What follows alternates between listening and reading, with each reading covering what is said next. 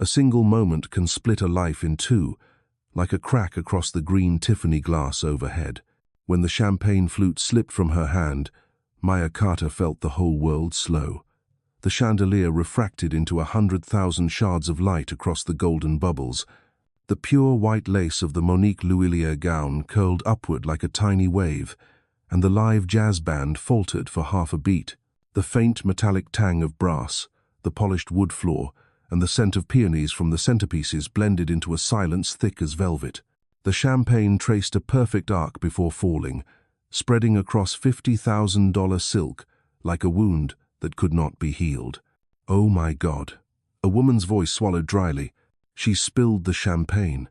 Someone whispered, low but loud enough to carry through Preston Bradley Hall. Maya froze, her palm burning as if she'd touched a stove. She'd waited tables through college, learned to balance 3 plates at once, yet tonight, she had only held a single celebratory glass. She wished she could turn back the ornate clock on the wall and rewind to before the waiter brushed her back and her heel caught in the carpet. "You just ruined my wedding day." Sloane Whitmore spoke softly, but every word slid out like a thin blade. At arm's length, Maya could see the red rim in Sloane's dark pupils, the waterproof mascara glistening like glass. Maya opened her mouth. No sound emerged. She could hear her own heartbeat, the pop of a champagne cork somewhere behind her, the relentless click of phone cameras' tiny, merciless stabs. "Sloane, let me. I'm so sorry. I'll call the cleaning staff," she stammered at last. Before the final word left her lips, Sloane's hand whipped across. The crack of the slap rang sharp as a whip, ricocheting off the dome, shattering against the Tiffany glass, and raining down like fragments. Maya's left cheek ignited. She stumbled back a step, the flute slipping from her fingers, exploding across the marble floor in a white burst. Champagne splattered her ankle, ice cold. Time froze for a single breath. Then the uproar crashed in like a flood. "Oh my God," she slapped her. "Record it. Don't miss this. Vivian is going to lose her mind." Maya didn't cry. With the reflex she'd mastered in 3 years as a daughter-in-law of Chicago high society, she forced her face still, eyes cast down, her left hand pressed against the burning welt as if she'd grabbed a candle's dying flame. Around her, the whispers unspooled in endless ribbon. Michael appeared behind Sloane, a night too late. His tuxedo was perfectly tailored, his brown hair was swept back, and glossy magazines loved his handsome Midwestern face. His eyes fell first on his sister's gown, the jagged yellow stain crawling down the bodice. Then on Maya, no trace of pity, only the vague annoyance of spotting a smudge on a new leather seat. "Maya, what are you doing?" His voice dropped cold. She swallowed hard. "I'm sorry," lay ready on her tongue. The words weighed like stone. Tripped. "Get out of here."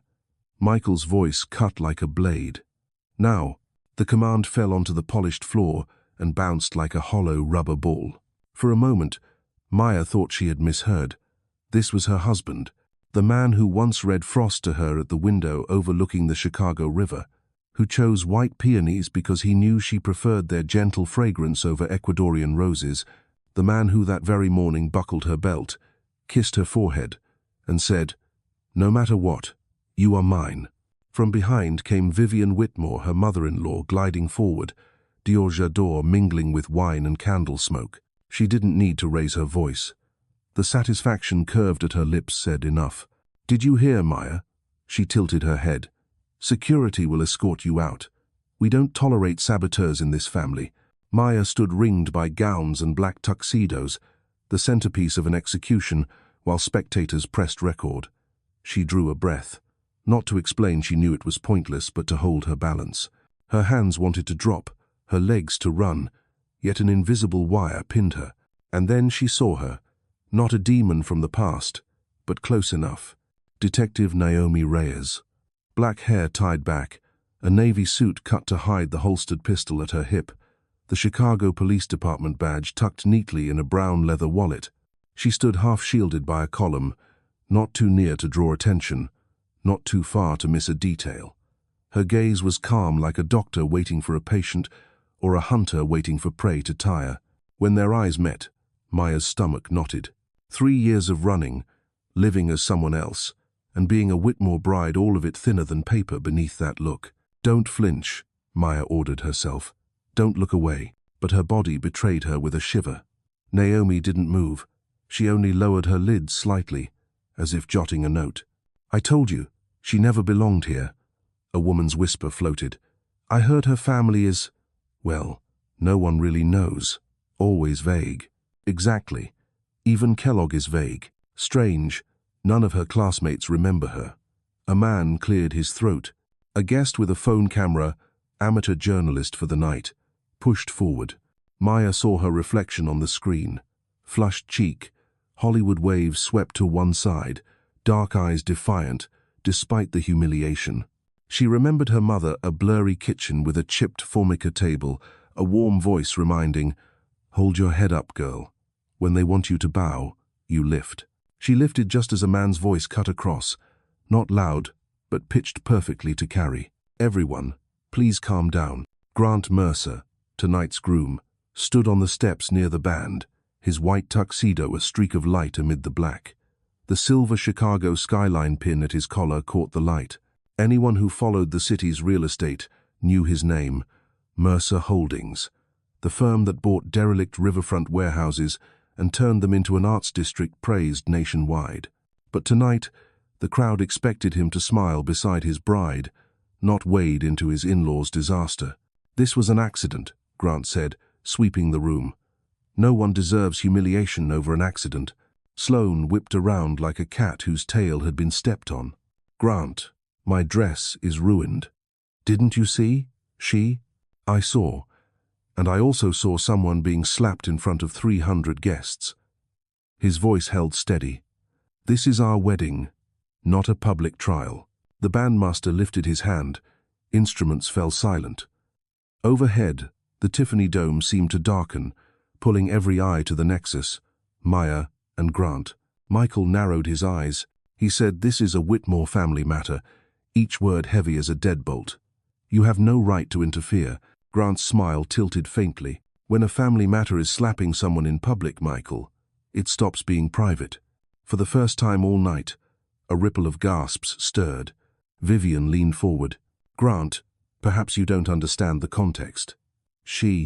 I understand the context all too well, ma'am. Grant cut in, still impeccably polite. I don't think the real context lies in a glass of champagne. From the corner, Naomi tilted her head. Maya felt every nerve tighten. What was Grant doing? Why was he the man who'd just said I do choosing to disrupt like this? I suggest we return to the celebration, Grant continued, turning to the guests, and let private matters be handled backstage, with the minimum decency owed. No one moved. Chicago's silence, restrained but expectant, filled the hall. Sloane faltered, then yanked her arm from his. Decency? For her? She ruined my wedding. She's been jealous of us forever. Sloane. Michael gripped his sister's shoulder.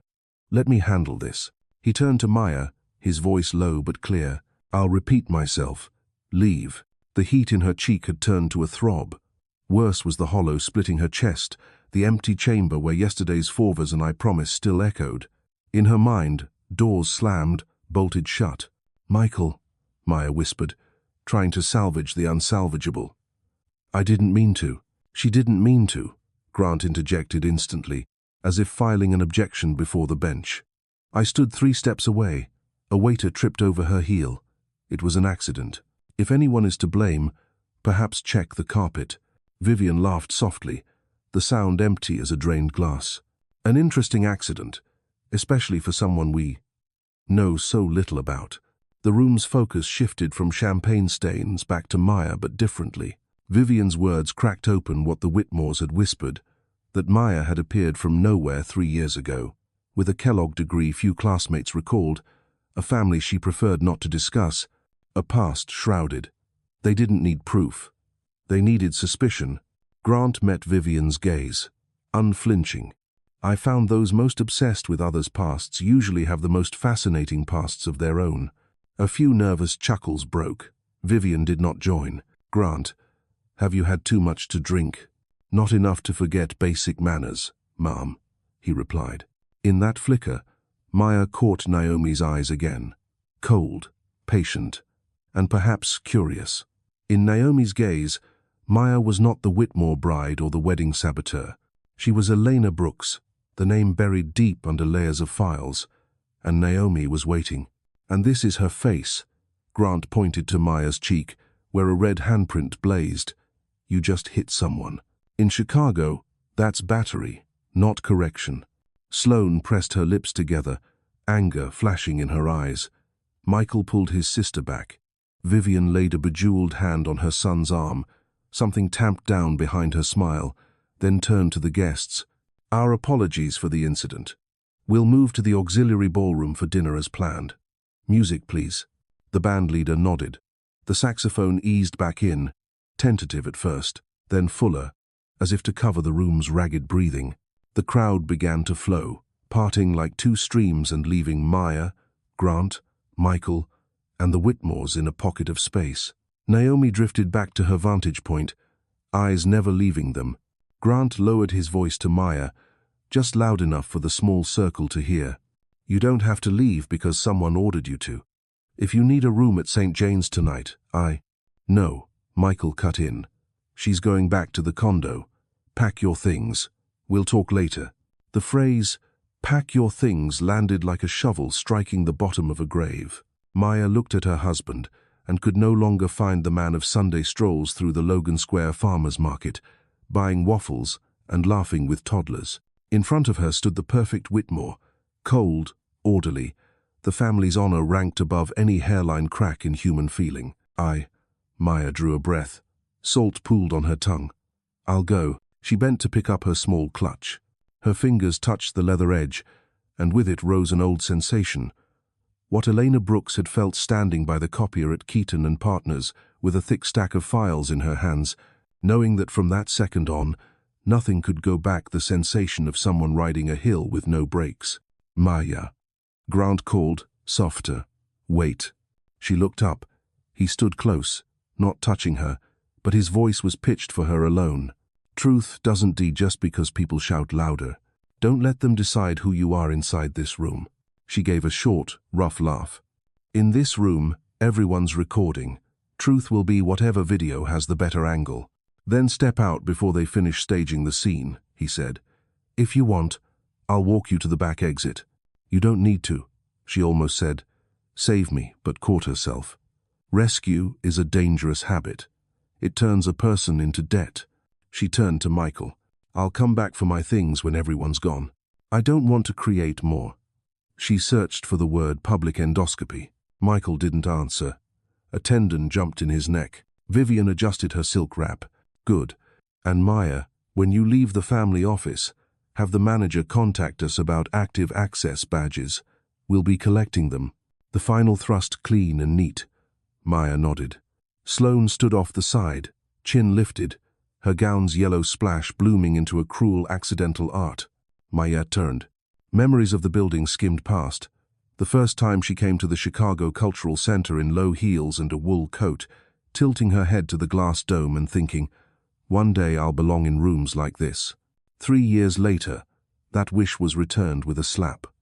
She walked between rows of chairs, past the black Steinway Grand, past the registration table with its calligraphy pens and silent name badges. Each step felt a pound heavier, but none of them stopped. Near the doors, she sensed another gaze. Naomi this time close enough for her voice to carry through the music. Miss Brooks. Naomi didn't say Maya, didn't say Carter. She called the deepest buried name. When you're ready to talk, I'm always ready. Maya paused a beat, not turning. I'm not the person you're looking for, she said, the words a thin sheet of paper hiding a mountain. Naomi said. The west exit is quieter if you want to avoid lenses. No threat, no leash, just directions. Maya didn't thank her, but she chose that way. The door swung open. Chicago night air swept in. River, scented and edged with the smell of pizza from a food truck 2 blocks away. Outside, Michigan Avenue blazed like daytime. Tourists snapped Cloud Gate in Millennium Park. A pack of students ran past with paper cups, laughing. The city didn't know or couldn't be bothered to know that a trial without a judge had just played out in a room behind her. On the last threshold step, Maya stopped. She pressed a palm to her left cheek, still hot like a brand. Her nails skimmed the surface, a reflex. She remembered numbers, the six-figure wire transfers she'd hauled upstream like netting fish in a current. Mrs. Chen, in the Argyle alterations shop, was whispering thank you into an anonymous phone call, a warning from an old friend. Elena, the people who feed off seniors' accounts don't stop because of one girl with a conscience. Maya tipped her head back. Above, the Tiffany dome sketched another sky, smoother, bluer, faker.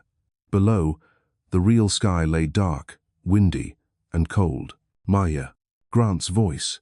He'd followed her as far as inside, stopping short of crossing out, honoring the boundary she'd set. He held out a white handkerchief. "For the slap," he said. She looked at the cloth, then at him. There was none of the pity that makes her skin crawl, only a direct look. She took the handkerchief, not because her cheek hurt, but because she needed something to hold so her hands wouldn't feel empty. "Thank you," she said, and realized she'd kept a scrap of courtesy even with her inside scraped raw. "Tomorrow, if you want, I have a list of cleaners who specialize in couture," he half smiled. "Not for your dress, for a particular dress." She laughed again, this time real, a slight, authentic sound. Inside, the band slipped into "At last." "You should go back to your wife," she reminded him. His eyes flickered the moment of choosing between what one should do and what one must. "Yes," he said quietly, "I will. But, Maya, they're building a narrative. If you let them carry it out of that room, it'll be the internet's truth by morning."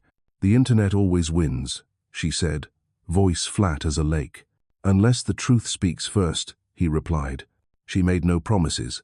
She couldn't. She nodded, tucked the handkerchief into her clutch, and turned toward the west exit Naomi had pointed out. The old steps, worn by a century of leather soles, led down into an alley. No lenses. Only the hum of a neighboring building's HVAC and a wash of yellow light swallowed her shadow.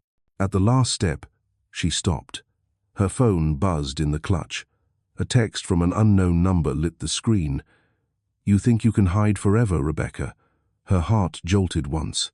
She deleted the message and killed notifications. Tonight was not the time to open that door. Not here. Not with her cheeks still hot and the peony scent clinging to her wrists. Maya walked into the wind off Lake Michigan, cold, clean, indifferent to damp lace or burning stairs. On the sidewalk, a black kid wove his bike through pedestrians, laughing when someone called, "Watch out, kid." The laugh felt like a scrap of ordinary she'd forgotten for months.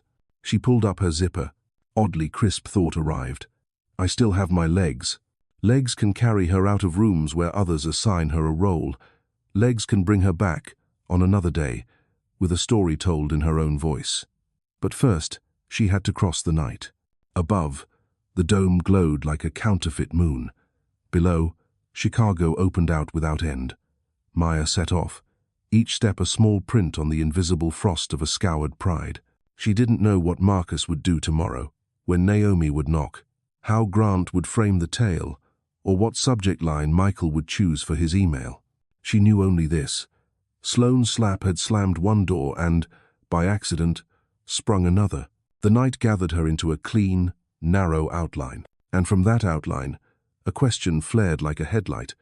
If I'm not a Whitmore daughter-in-law, if I'm not the shadow of someone named Alina, then who am I? The wind answered with leaves whispering. The city answered with bus brakes, taxi horns, and heels striking stone. Her answer came later, faint but discernible. I'm the one who won't let a slap define my fate. She walked on. A church bell counted the hour somewhere far inside the belly of the night. Maya mouthed the numbers to drown out her heartbeat. 1, 2, 3, up to 12. By the time the last chime thinned into the cold air, the burn in her cheek had faded. But the red mark remained, a reminder. She had been humiliated, yes, and she was still standing. Tomorrow, she would still be standing. On the sidewalk along Michigan Avenue, the wind funneled past an endless ribbon of cars. Across the street, Millennium Park blazed with light. Tourists were still snapping photos of Cloud Gate. gleaming like a giant drop of mercury. Maya Carter, or instead, Elena Brooks, clutched her slim clutch and walked fast, as if she could shake off the warmth of that slap, the snickering laughter, and the Whitmore family's glacial stares. Yet each step only seemed to press the stain of the night deeper into her skin. Her cheek still throbbed, but what hurt more was her chest, where Michael's words still echoed, "Get out. Pack your things." Not a flare of temper, an edict from a man who ranked the family crest above his heart. She had fed that heart with hope for 3 years. Now it shattered like champagne on marble. Maya stopped at a display window. A woman in deep ocean was reflected in the glass blue satin, hair waved to one side, a fading red welt on her cheek. That woman had just been applauded out of Chicago high society's palace. That woman had watched her life drop out from under her in an instant. But what shook Maya most wasn't Michael's eyes or Vivian's predatory smile. It was Naomi Reyes' gaze. No words in it. "I know who you are." She kept walking, but her mind wasn't in present-day Chicago. Memory yanked her 4 years back. She wasn't Maya Carter then, not yet Michael Whitmore's wife. She was Elena Brooks, a fresh Kellogg grad, and a financial analyst at Keaton and Partners. She remembered the first time Harold Keaton invited her into that gleaming glass office overlooking the Chicago River. He shook her hand, cologne overpowering the morning coffee. "Elena, you see numbers differently. Here, we reward brilliance. Sheshid is like a moth to flames for TD sheets littered with figures, white nights of forecasting models, and mornings hammering out reports before sunrise." Then one stray line stopped her cold. A retirement account drained Mrs. Chen, an immigrant seamstress who had pinched pennies all her life. She thought it was a mistake. Then she found 17 more just like it. She understood. This wasn't an error. It was a system. A blood pump so careful that only someone digging to bedrock would notice. And the hand on the lever belonged to Keaton. Elena had 3 choices: blow the whistle and have her career ground to a halt under Keaton's connections, keep quiet and let her conscience rot, or a third path, reckless and dumb, hit back using the strong man's rules. She picked door number 3. For 18 months, by day the diligent employee, by night the ghost in the machine, she traced each stolen dollar and nudged it back to its owners with interest. Robin Hood in Excel, thief and savior at once. But the game had a price. Every dollar she reversed stacked another charge on her head. When Keaton was arrested, he dumped everything on her. Rebecca Lewis, Elena Brooks, that girl is the mastermind. The press piled on, and before the cuffs could click, she vanished with a new identity, Maya Carter, with a plan, shelter inside a family powerful enough that no one would dare lay a hand on her. Now, with Naomi Reyes showing up at Preston Bradley Hall, 3 years of defensive walls collapsed under a single look. Maya knew Naomi, famed in the news, a former forensic accountant who could peel fraud line by line like a lab tech under a microscope. She didn't quit. She didn't forget a trail. And now, after 3 years, Naomi had found Maya Carter. Maya crossed an intersection, heart pounding like it would punch free. Taxi horns, tires hissing on wet asphalt, tourists' footsteps, an orchestra of noise. She'd thought melting into crowds would make her disappear. But Naomi's gaze followed, even while Naomi still stood in the great hall. Inside her head, Maya calculated. Naomi hadn't moved. No cuffs, no Miranda.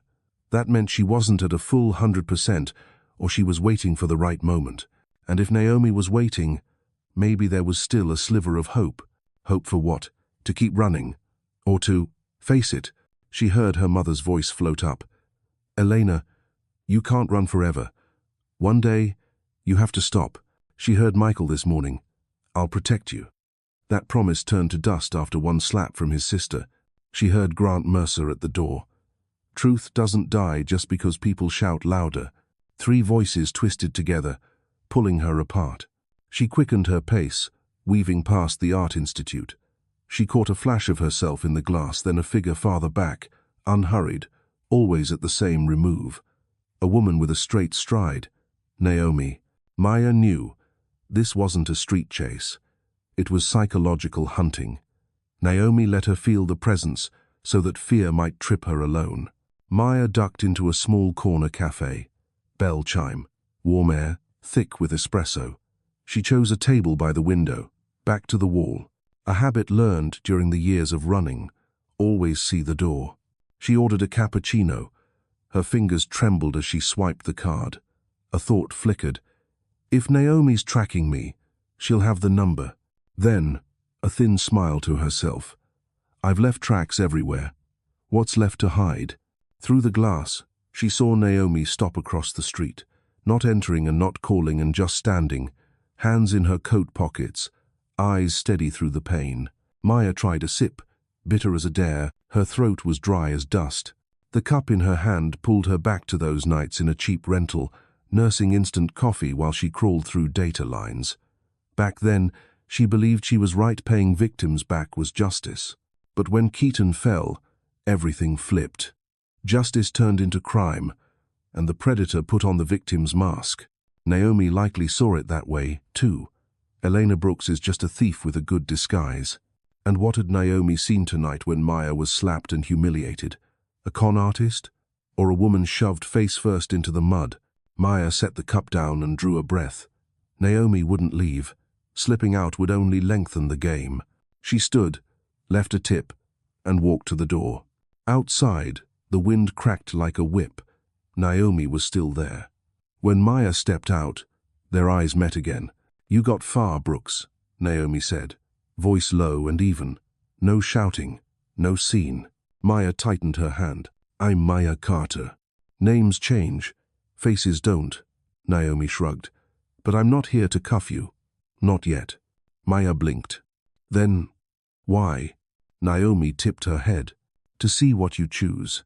I followed the trail for 3 years where you went, the transfers you made. I also know some victims got their money back. That's not standard behavior for a fugitive thief. Maya opened her mouth, then closed it.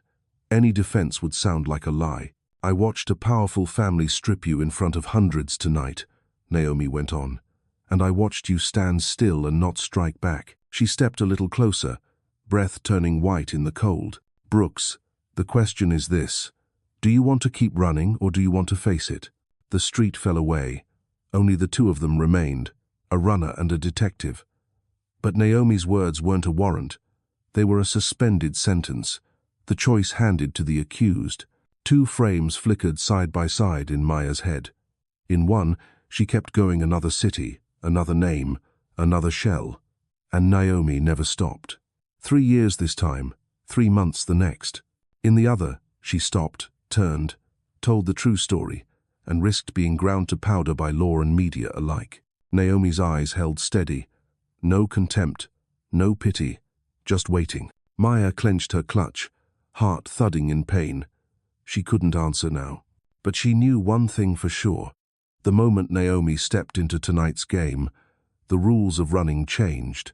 Maya drew a breath and turned away without another word, but Naomi didn't block her. She just let a sentence carry after her on the wind. We'll meet again, Elena. And next time, the choice won't be yours. The words hung like a marker tied to a post. Maya kept walking, legs shaky but set, knowing the hunt had moved into a new phase where past and present braid into steel wire. The echoes of Preston Bradley Hall still rang in Maya's head like the reverberations inside an abandoned theatre.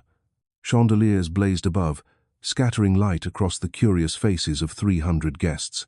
All of them seemed to be waiting for the next act in the spectacle after she had already been turned into entertainment with that brutal slap and her husband's merciless dismissal.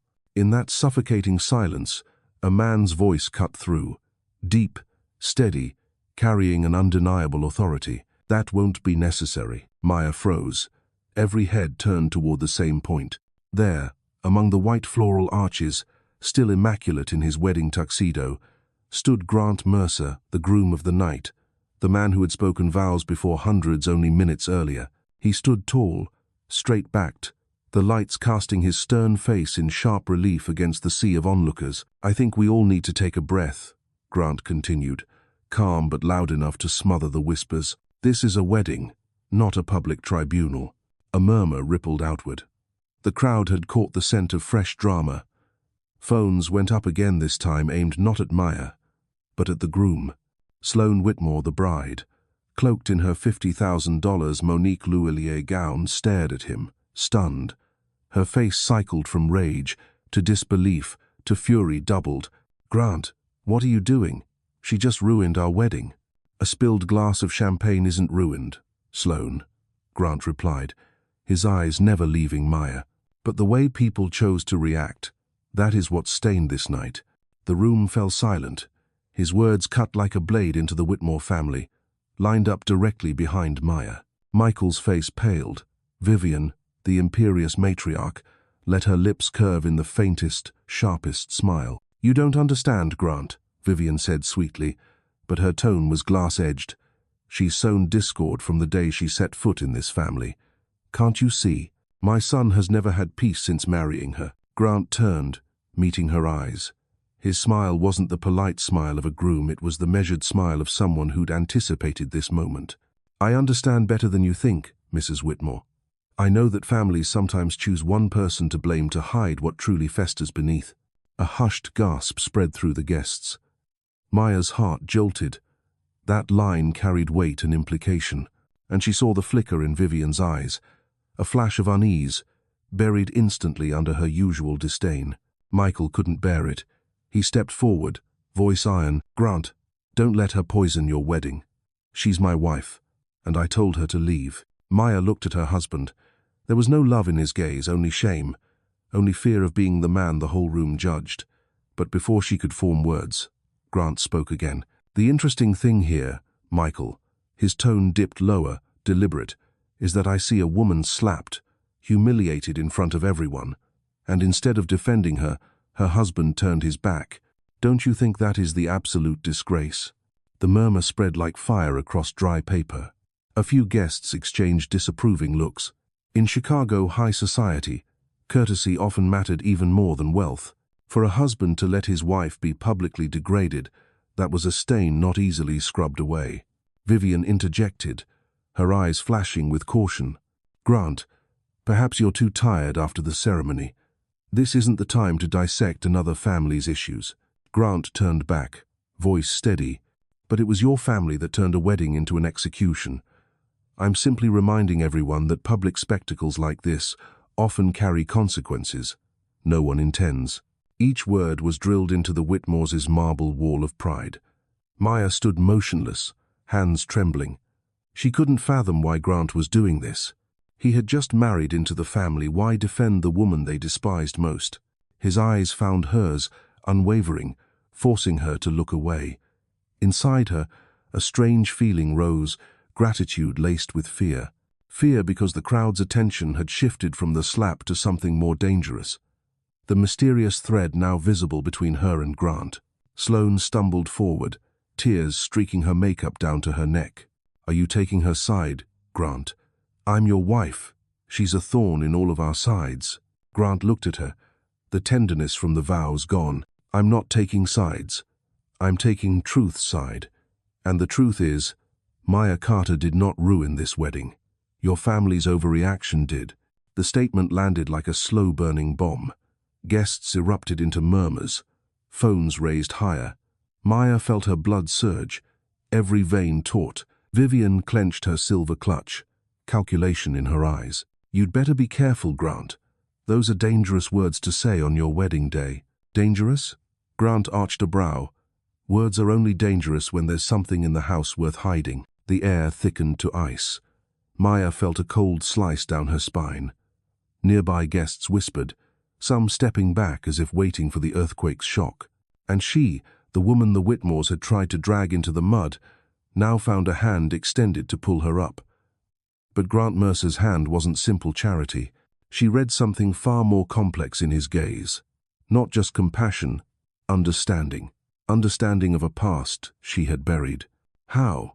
Why would he care? And why, at this very moment, did he look at her as if she, not the bride in white, was the center of the entire room? Maya stepped back, heart hammering. She had escaped the slap, but stumbled into another game where Grant Mercer had just placed his piece on the board, shielding her before all of Chicago's elite. The murmurs inside Preston Bradley Hall rolled like waves crashing against the shore, each swell tightening the tension. Crystal chandeliers cast brilliance across every face, but the light also exposed every crease of suspicion, every probing stare.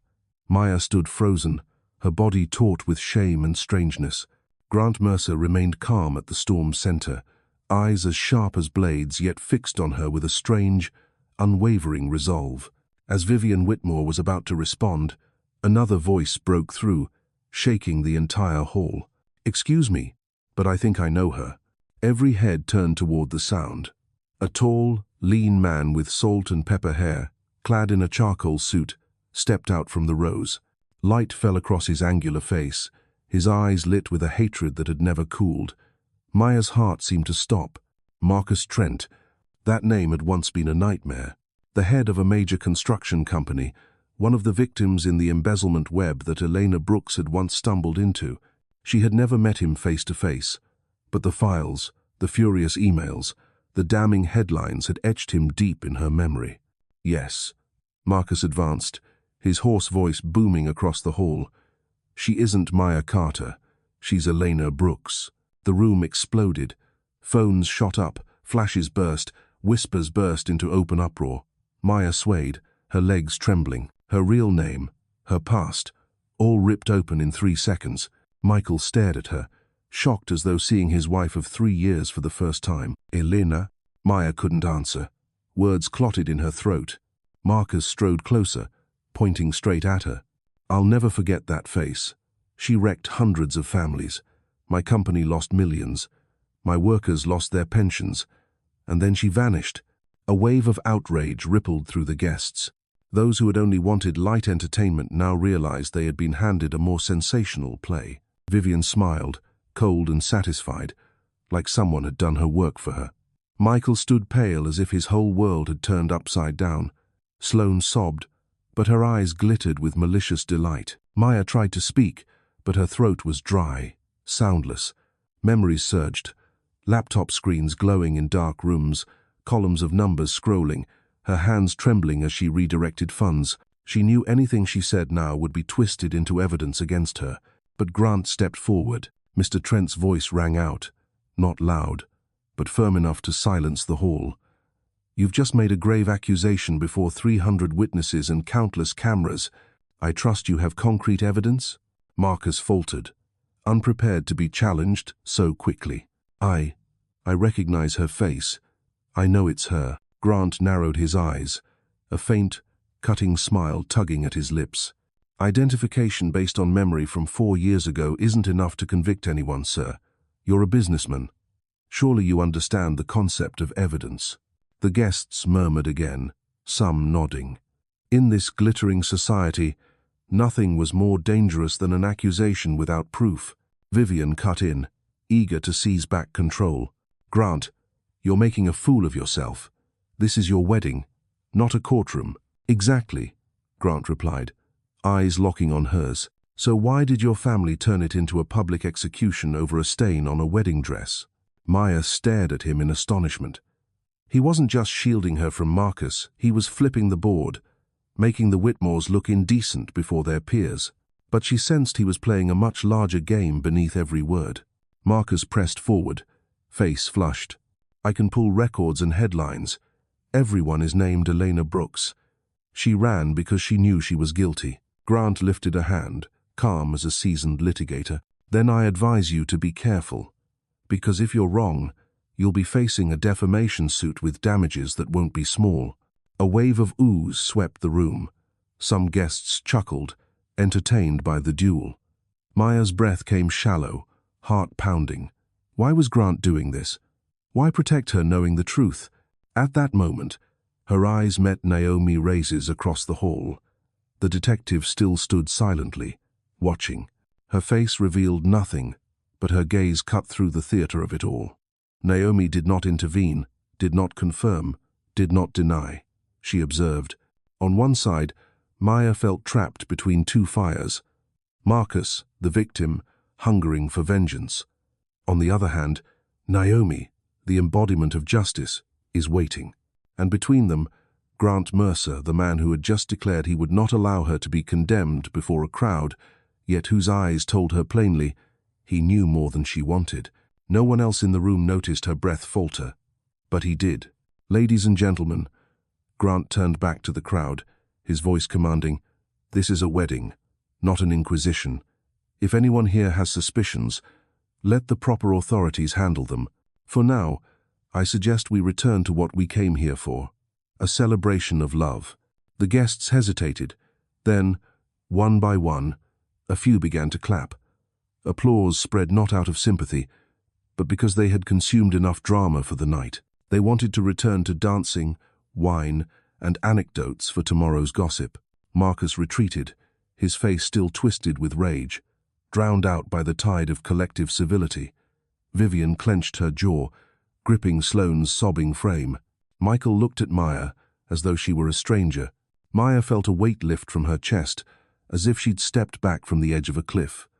But she knew this wasn't freedom, it was only a reprieve, because Grant Mercer's eyes still pinned her in place, carrying a message as clear as fire. "I know." And the only question that thundered inside her, what will he do with that truth? The air in Preston Bradley Hall settled, but it was the stillness of a frozen lake. One touch, and the ice would crack, revealing the black water raging beneath. Maya stood motionless in the forest of bodies, her heart still pounding. She could feel hundreds of eyes fixed on her. The polite applause had momentarily pushed back the hunger for drama, but everyone was waiting for the next act. Grant Mercer held the floor. He didn't retreat to the flower-draped stage or return to the image of the handsome groom beside his bride. Instead, he strolled toward the lectern, lifting the microphone with such natural confidence that this moment had been scripted all along. "If I may," his voice rang out, steady and commanding. "Before we continue this evening, I believe something must be made clear." The room fell silent. Vivian Whitmore stiffened, her hand clamping onto Michael's arm. Sloane, eyes rimmed red, whispered in panic, "Grant, don't." But Grant didn't stop. His gaze swept across the hall, pausing on Maya as if to steady her, then locked on Vivian. "Some truths, if left unspoken, continue to haunt. And I believe truth should be revealed, no matter how unpleasant it is to hear." A fresh wave of murmurs rippled. Maya froze. She didn't know what Grant was about to do, but instinct told her this was when the Whitmores would be dragged under an unforgiving light. Vivian arched a brow, her smile paper-thin. "Grant, you're turning yourself and my daughter into a laughingstock." "If truth makes anyone a laughingstock," Grant countered, "the problem lies in the actions, not the one who exposes them." He gestured. A young aide appeared with a laptop, setting it on the lectern. Instantly, the large screen at the back of the hall intended for wedding videos lit up. Instead of a montage of love, lines of financial spreadsheets filled the screen, dotted with figures, charts, and cash flow diagrams. Gasps rose. Several guests recognized the format immediately. Internal reports, bank records, money, flow charts, documents never meant to appear at a wedding. "This is the financial report of Whitmore and Associates," Grant continued, voice as calm as presenting at a business summit. "And here is the evidence showing that the firm has engaged in irregular transactions for the past 5 years, resulting in the loss of millions from client accounts." Vivian went pale. She surged forward, voice sharp, "You're slandering us." Grant didn't flinch. He clicked on the next slide, revealing a string of emails. The sender was Vivian Whitmore. Lines of text glowed cold on the screen. Discussions of temporarily reallocating pension funds into an emergency investment, hiding transfers through 3 layers of subsidiaries, and making sure the auditors don't notice. The hall erupted. Guests leaned toward one another, eyes wide. In this world, whispers could ruin reputations, but written proof projected 10 feet high was a blade to the throat. Maya reeled. She had long suspected the Whitmores weren't clean, but never imagined such naked corruption. Every figure confirmed it. Their cruelty toward her wasn't just prejudice, it was fear of exposure. Michael stammered, turning to his mother. "Mother, what is this?" Vivian tried to hold composure, sweat beading at her temples. "These files could be fabricated." Grant cut her off. Electronic verification pulls them directly from the bank's secure archive. If you'd like to debate authenticity, I suggest doing so before federal investigators instead of wedding guests. Naomi Reyes lifted her phone at the back of the hall and snapped photos of the slides. She didn't need to speak. Her simple gesture confirmed she was already collecting evidence. Sloane broke down, clutching Grant's arm. "Why are you doing this? This is my family." Grant looked at her, his eyes stripped of any tenderness. "Precisely because it's your family, the truth matters even more. You have the right to know. Everyone here has the right to know." The ballroom buzzed, hushed gasps, frantic whispers, camera flashes. Guests who had dismissed Maya now looked at her differently. Suspicion, pity, and morbid curiosity tangled in their eyes. Vivian, exasperated, signaled frantically to the staff to shut off the projector, but Grant had locked the system. The data kept rolling. Enormous sums siphoned, faceless victims robbed of their futures. Maya trembled. She knew this sensation. The unstoppable moment when truth tears open, unstoppable. She had lived it once, the day the press branded her Elena Brooks. Now it was the Whitmores' turn to stand under the guillotine. But the difference was this: Grant Mercer wielded the blade this time, and in his gaze, Maya saw clearly he wasn't only saving her, he played a much bigger game. She was a crucial piece on his board. Suddenly, Vivian's voice cracked into a scream. "Enough." The hall went deathly quiet. She stepped forward, her voice trembling but still cloaked in authority. "This is an orchestrated attempt to destroy my family. I will not allow anyone to turn this wedding into a circus." Grant smiled faintly. "If you were concerned about your family's honor, perhaps you should have considered it before dipping into the funds entrusted to you." Silence fell like a shroud. Maya's heart twisted. She had just escaped Marcus Trent's trap, only to be hurled into another storm, this one with the Whitmores at the cliff's edge and Grant commanding the tide. In that instant, Maya realized her life was no longer her own. Past, present, and future were pulled by forces greater than her, and Grant Mercer, with that enigmatic smile, might be her savior or her jailer in a far more dangerous game. The ballroom burst into clamor once more, and Maya knew this was only the beginning. The murmur inside Preston Bradley Hall rose like a storm that could not be contained. Guests in tuxedos and evening gowns whispered furiously, phones lifted higher, cameras sweeping across the room. Everyone knew they were witnessing a moment that would reverberate beyond a single wedding. It was tomorrow's front-page scandal. Maya stood in the eye of the storm, her heart pounding so hard her chest felt ready to split. The spotlight had shifted off her, but that brought no relief. Instead, every thud of her heart drummed a new terror. The Whitmores would never let this pass. Vivian Whitmore reigned in her fury, her face stiff as carved marble. But it was Sloane, the bride of the night, who broke first. She stormed toward the lectern, heels cracking against the marble floor. "Grant," her voice broke, shrill and raw. "What are you doing? This is our wedding. How dare you turn our day into a smear campaign against my family?" Grant turned. He moved with no panic, no haste. His eyes were calm, but when they caught the mascara streaks bleeding down Sloane's face, a flicker of sadness passed through them, fleeting but real. "I'm not smearing, Sloane," he said, his voice low and firm. "I'm telling the truth." Sloane trembled. She ripped the microphone from his hand, nearly screaming, "Truth? Or are you just hiding your real feelings?" The hall went deathly silent. No one even dared to breathe. Maya felt her spine ice over. That accusation, it was aimed straight at her. "From the beginning," Sloane cried, her voice breaking, "you never truly loved me, did you? You've always been looking at her." Every head whipped toward Maya. Her knees weakened, her arms folding around herself like the thinnest shields. Grant stayed silent for several long seconds. The pause stretched, unbearable. The crowd held its breath. Vivian frowned, realizing her daughter was about to pry open a dangerous door. His face twisted with fury. Michael stepped back as if bracing for a blow. Then Grant spoke. "You're right, Sloane. I never loved you." The words cracked like thunder. Several guests gasped aloud. Phones shook in trembling hands, recording every syllable. The microphone slipped from Sloane's fingers. clattering against marble with a shattering echo.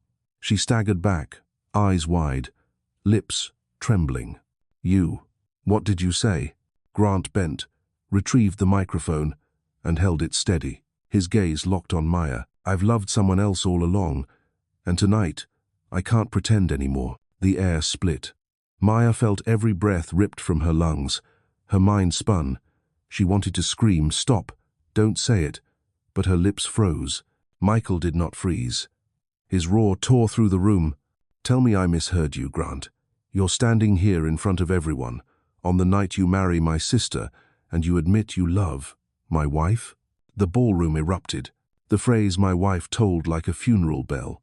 Guests cried out, some in horror, some in cruel laughter, others clapping hands over mouths in shock. Maya fell into a freefall of shame. Every gaze cut into her like a blade. In those moments, she felt flayed alive, stripped bare down to the bone. Grant didn't deny it. "I love Maya. That is the truth." Sloane collapsed into a chair, sobbing uncontrollably. Michael lunged, his face contorted by rage. "You betrayed me. You betrayed my family. And you," he spun toward Maya. Eyes bloodshot betrayed every vow, smile, and moment of 3 years. Was it all a play to hide this affair? Maya opened her mouth, but nothing came out. The words lodged in her throat, choking her. Her world collapsed in on itself. Vivian swept forward, seizing the moment. Her voice was sharp, triumphant. "Do you see? This is why young Mercer staged all this. Not for justice or truth, but for a sordid little affair." The murmurs shifted instantly. Faces turned toward Maya, eyes filled now with contempt. Guests smirked, nodded knowingly as if the chaos suddenly made sense.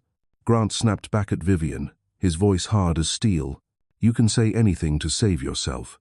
But the fact remains, you embezzled clients' money and hid funds in shell companies. That cannot be erased." Vivian sneered. "But no one believes you now, Grant. They'll think it's all a performance to shield your mistress." The words struck like a dagger. Maya's knees nearly buckled. She knew it was true. Who among the 300 guests would believe Grant exposed the Whitmores for justice when he had just confessed his love for Michael's wife? At the back, Naomi Reyes stepped forward a few paces, eyes sweeping the room like a scalpel. But the detective remained silent. She would not act without solid ground. For now, truth drowned beneath the tidal wave of scandal. Michael lunged, gripping Grant's collar with white-knuckled fists. "You've destroyed my life. You've taken my wife, my honor, everything." Grant did not resist. He only stared back, calm and unblinking. "Michael, your family destroyed its own honor. I only stopped hiding it." The two men locked eyes, breath ragged, fury radiating. Phones hovered inches away, capturing every second. Maya couldn't take it anymore. She stepped forward, her voice shaking but loud enough to slice through the din. "Stop."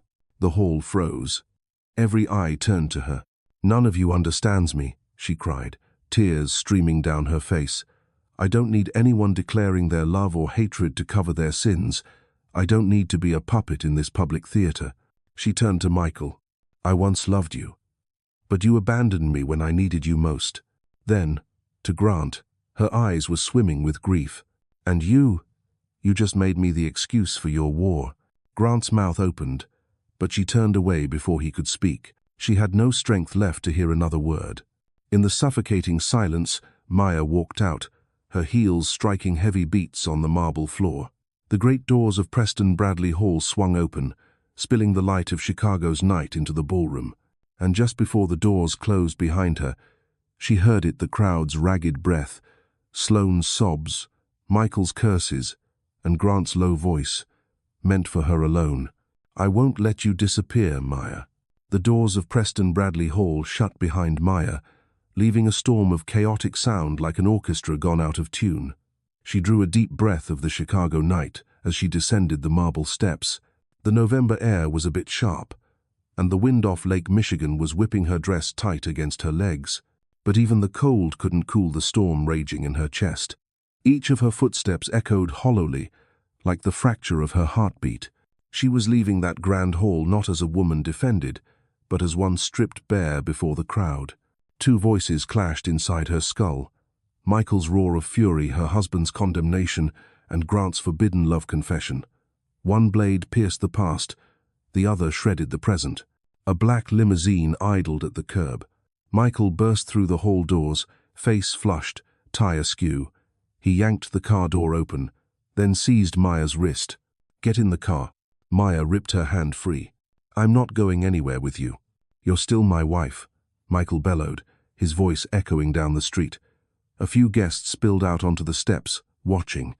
Their eyes held not just curiosity but pity for them both. "Your wife?" Maya gave a bitter laugh. "When I was slapped in front of 300 people, what did you say? Get out. That's how a husband treats his wife?" Michael faltered, his fists clenched, but he didn't strike. Not because of restraint, but because he knew the cameras lurking nearby would bury his reputation for good if he did. "I was wrong," he stammered, voice trembling. "But you betrayed me with Grant." "No." Maya shook her head. "I never did. But you just turned his reckless confession into a weapon to destroy me." Michael froze. She looked into his eyes, and for the first time, she saw only emptiness. Not her husband, not the man who once promised to protect her, but a lost boy trapped between the shadow of his family and the glare of exposure. "We're finished, Michael." Her voice was soft, yet struck like a gavel. He staggered back, his tall frame shuddering.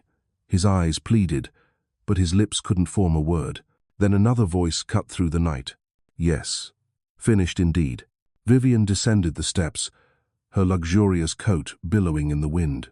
The pride she always wore had drained from her face, leaving pale skin, but her eyes still gleamed sharp as blades. Maya said, her tone low and cutting, "You've brought my family to ruin. But don't fool yourself into thinking that means you're free. No, Whitmore never let someone walk away so easily." Maya held her gaze, unflinching for the first time. "I don't need the freedom you grant me. I'll take it myself." For a heartbeat, Vivian froze. In the young woman's eyes, she faintly saw a reflection of her youth. Hard, unyielding, willing to claw for survival. "We'll meet again," Vivian murmured, before turning and dragging Michael toward the waiting car. Maya stood motionless, watching the limousine glide away. A whole chapter of her life was vanishing, and 3 years of marriage dissolving into smoke. When she turned, she saw Grant Mercer standing under a street lamp. His black tuxedo looked less like a groom's attire now, and more like armor after battle. He wasn't watching the Whitmores drive off, his eyes were only on her. "Maya." She cut him off, her voice sharp. "Don't.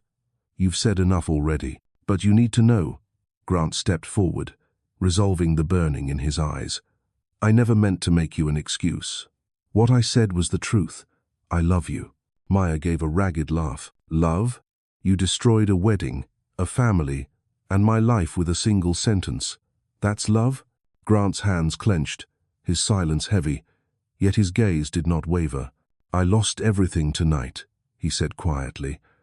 "But the one thing I don't regret is no longer hiding what I feel for you." Maya shook her head. She stepped back, heels striking the stone. "I don't need another man deciding for me. I've had enough of that." She turned, walking away. Grant stood still, his shadow long in the streetlight. He didn't follow, only let one sentence fall after her, low and steady, sinking into her heart. "I'll wait." Chicago's night wrapped her in its bitter cold. She wandered through neon-lit streets, blending into the restless city that never slept. Each step left behind a shard of her broken marriage. In her mind, memories flickered. Michael's first smile, the sweet vows of 3 years ago, and the cold eyes that had ordered her out tonight. All of it was gone. But amid the ruin, Maya felt something she hadn't in years. Freedom. For the first time, she was free to choose her own path. The Chicago night stretched before her, skyscrapers glittering like giant crystals reflecting the city's lights. Maya wandered, the cold wind lashing against her face, still streaked with tears. Car horns, music spilling from bars, and the rhythm of shoes on the sidewalk blended into a chaotic symphony, mirroring her mind. Each step pressed the same question into her chest. Where will I go now? Where do I belong? The apartment she once shared with Michael was no longer a home. To step inside would be to face walls suffocating with broken memories and perhaps the rage of a man who had lost everything. A hotel was out of the question. Social media had already exploded with tonight's videos, and one curious clerk was enough to betray her whereabouts. She stopped outside a shuttered shop, staring at the black glass reflecting her face. The woman in the glass was neither gentle Maya Carter nor guilty Elena Brooks. She was someone new, nameless, storyless.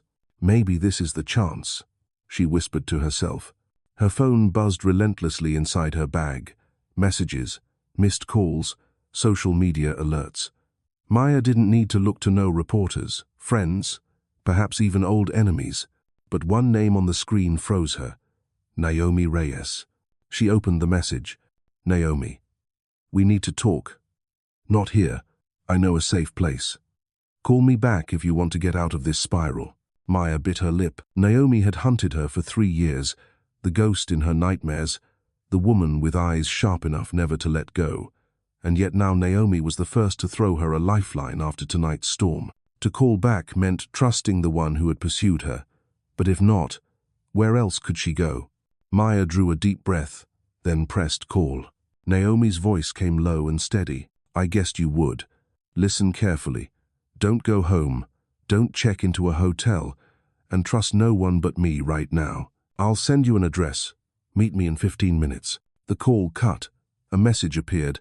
The Violet Hour, 1,520 newtons, Damon Avenue.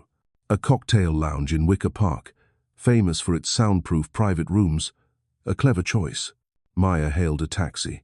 The young driver glanced at her in the mirror, recognition flickering in his eyes, but he didn't ask. She sat still, palms damp with sweat. Streetlights slid across the glass like blurred streaks, reminding her of the years she had spent running. 15 minutes later, the cab stopped in front of the Violet Hour's discreet facade. Maya stepped out. The heavy wooden door opened to reveal a candlelit haze, soft jazz floating through the dim air. Naomi Reyes was waiting inside, seated alone in a private room. Her black leather jacket hung over the chair, a glass of whiskey in her hand untouched. Sit, Naomi said as Maya entered. The door closed. The noise outside dissolved. Only 2 women remained, face to face. Maya swallowed hard. Why are you helping me? Naomi turned the whiskey glass slowly, her eyes never leaving Maya. Because you're standing at a crossroads. One road leads to ruin, the other could lead to freedom. And I don't want to see you choose wrong just because of people like Vivian or Grant. The name Grant made Maya flinch. He said he loved me, but that only made everything worse. Naomi nodded slightly. Yes, he turned truth into his personal weapon. That's what powerful men do. Vivian does the same, only with money instead of love. So what should I do? Maya's voice was hoarse. Naomi leaned forward, her eyes sharp yet strangely warm. You have a chance to define yourself for the first time in years. You can keep running, or you can face it and rebuild from the wreckage. Maya whispered, but I'm afraid. Naomi tapped her fingers against the table, a quiet emphasis. Fear is normal, but the difference between survivors and those buried is this. Who dares to move forward even while trembling? The words struck Maya like a bell. For years, she had lived as the hunted, always afraid, always relying on someone else for shelter. But tonight, after everything collapsed, fear could be the fuel to keep moving. If I choose my own path. Maya hesitated. Will I ever have a chance to love? Naomi was silent for a beat, then answered, when you no longer need any man to save you, love will truly matter. Maya closed her eyes. In the darkness, she saw Michael abandoning her, Grant declaring his love, Vivian's threats and herself walking out of that suffocating hall. For the first time, she felt the choice resting in her own hands, not anyone else's. When she opened her eyes, her voice was clear. I choose freedom. Naomi's lips curved into a genuine smile for the first time. Good. Then it begins tonight. On her way back out, Maya no longer felt lost. The road ahead was still dark, but at least now she knew her direction, the path of freedom, no matter how jagged. And for the first time in years, her steps felt steady. Dawn was approaching, The Chicago sky shifted from black to pale gray. Streaks of cloud like cigarette smoke smudged across the horizon. Maya sat in a temporary room at a small hotel in Wicker Park. Naomi had arranged it for her, a discreet place, where no one would think to look. No familiar receptionist faces, no credit card under the name Maya Carter, just a key handed over and a handwritten receipt with a false name Naomi had chosen. Maya stood before the mirror, staring at the woman in the reflection. Red-rimmed eyes, disheveled hair, makeup smudged from the night's chaos. There was no trace left of the perfect Whitmore daughter-in-law. She looked into her own eyes and whispered, "Elena Brooks, it's time to come back." Her body trembled, but oddly she felt lighter. Maya Carter had been a performer. Elena Brooks was the truth, and if she wanted to walk the path of freedom she had chosen, she had to face the ghost she had abandoned. Her phone buzzed. An unfamiliar number flashed on the screen. Maya hesitated, then answered. A hoarse male voice spoke. "Rebecca Lewis. At last, I've found you." Maya's heart stopped for half a beat. That name, Rebecca Lewis, a past both distant and familiar. The name the press had branded as the embezzler of $4 million. "Who is this?" Her voice cracked. "One of those who lost everything because of you," the man sneered. "Do you remember Marcus Trent?" Maya tightened her grip on the phone. Marcus Trent, the man who had appeared at the wedding, trying to expose her before the crowd. But now his voice was sharper, stripped of the humiliation of a guest, edged with venom. "You think Grant Mercer or the police can protect you forever," Marcus went on. "You stole the money of my workers, of the people I promised to protect, and now, I don't need the law anymore. I have my own way. What do you want?" Maya forced herself to sound steady. "Justice," he spat, "the word you always flaunted. Justice for the families who lost their pensions, for the old who had to sell their homes because of you and Morrison. I have a list of people like me, and believe me, they're ready to pay any price to see you fall." The line went dead. Maya collapsed onto the bed, cold sweat breaking across her skin. She knew his words weren't empty threats. Marcus Trent wasn't only wealthy, he was vindictive. And if he had drawn up a list, many still blamed her, the most visible scapegoat in Morrison's mire. A knock, 2 short raps at the door.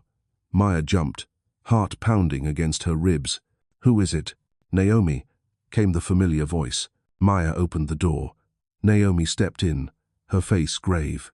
"I got word. Trent's boasting he's going to bring you down." Maya's breath hitched. "He called me." Naomi nodded. "I figured. He doesn't just want revenge. He wants to make you a symbol. If he proves you're really Rebecca Lewis and exposes you publicly, he'll take down Grant Mercer too and make the Whitmores look like victims. What should I do?" Naomi met her eyes, steady and piercing. "Survive. And to do that, you must tell me the whole truth, no more hiding details.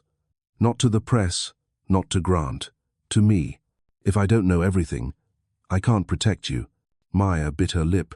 She had run from the truth all her life, wrapped it in layers of lies and false names. But now, unless she stripped it bare, it would destroy her. She inhaled deeply and began to speak. About Morrison and partners, about the spreadsheets where she'd spotted the irregularities. She had secretly tracked the money and diverted it back to the victims with interest, and she was Robin Hood with Excel. She had kept about the final 4 million part evidence, part shield. About her decision to vanish, invent Maya Carter, and marry Michael Whitmore for cover. Naomi listened without interruption, only scribbling in the worn leather notebook on her lap. When Maya finished, silence pressed heavily on the room. Finally, Naomi closed the notebook. "So the truth is, you didn't embezzle to enrich yourself, but to save others, but you kept the last 4 million. Maya lowered her head.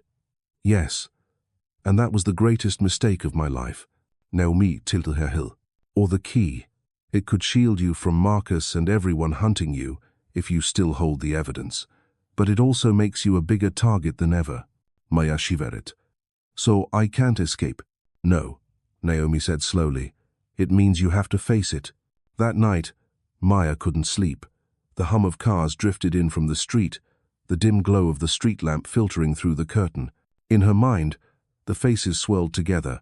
Morrison, Marcus Trent, Michael, Grant, Vivian. Ghosts layered atop each other in the mirror. She remembered her choice at the violet hour to choose freedom.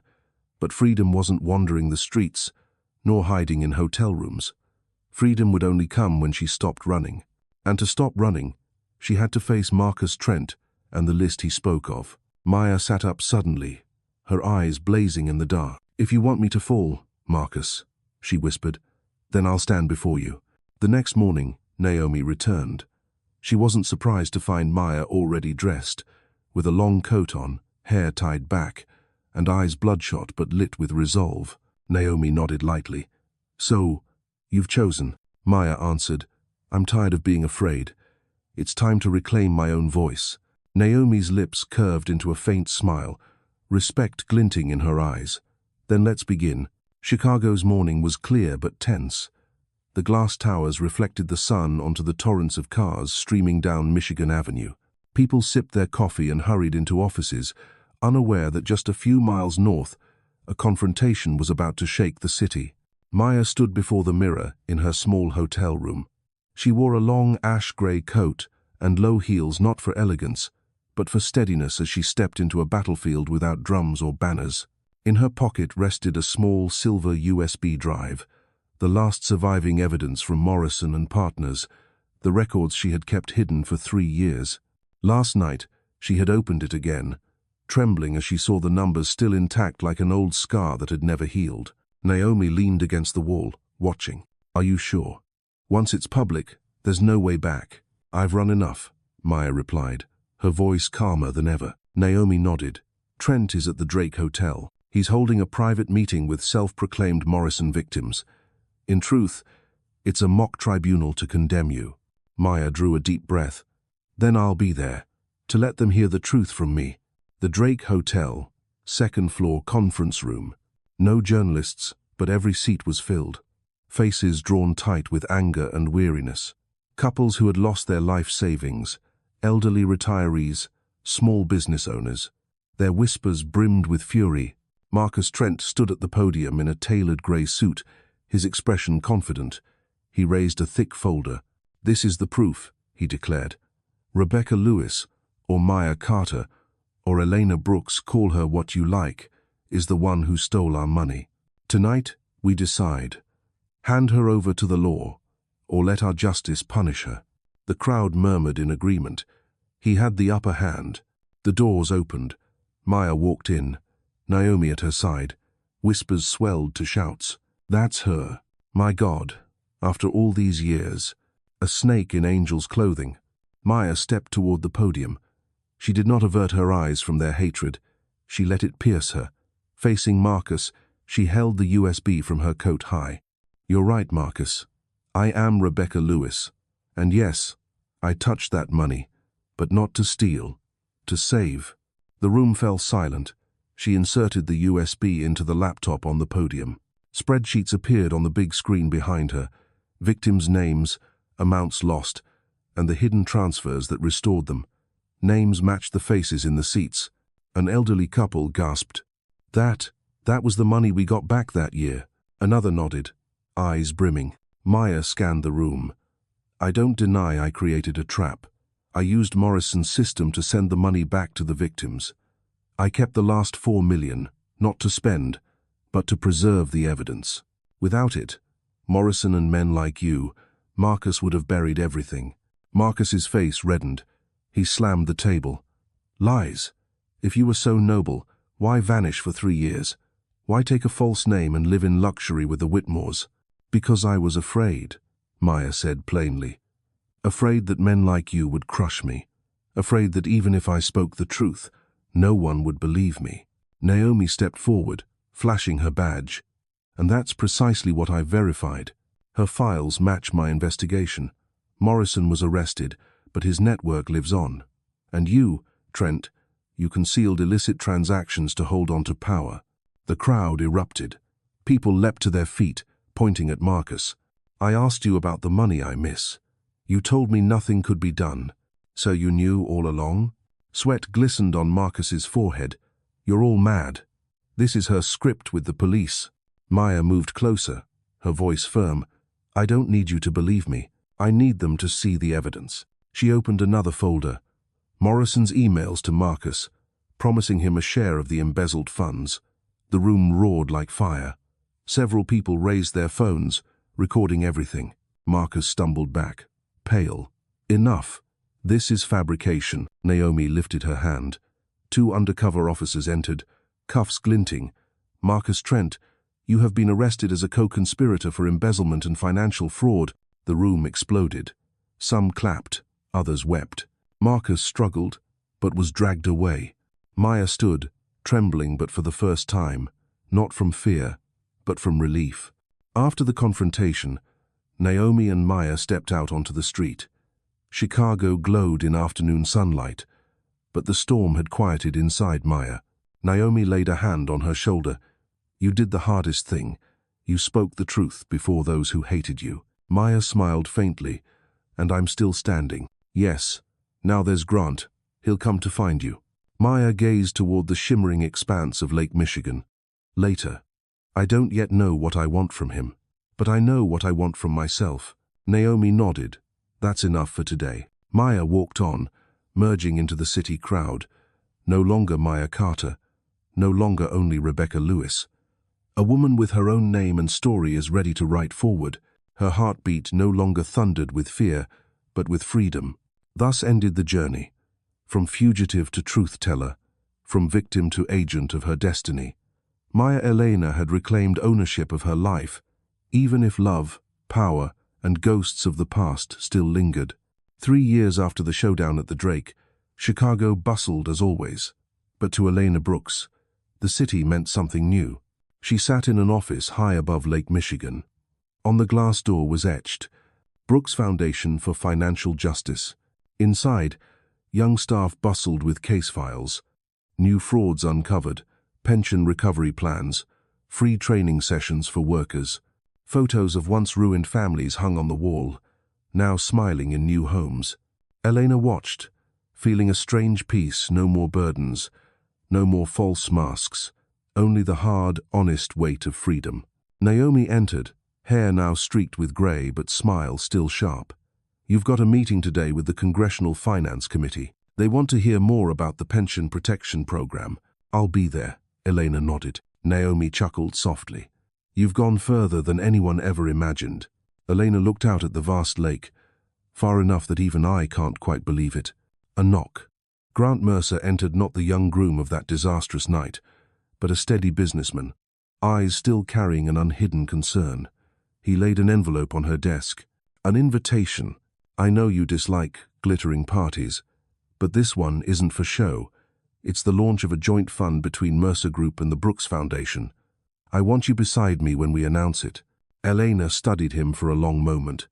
Between them no longer stood walls of lies or obsession. He had learned to respect her choices. She had learned to open without losing herself. She smiled. All right, but I stand there as a partner, not as someone needing your shelter. Always as that, Grant answered softly. That evening, Elena walked home through the lakeside park. Maples blazed red in the autumn wind. Above, stars peeked faintly past the city glow.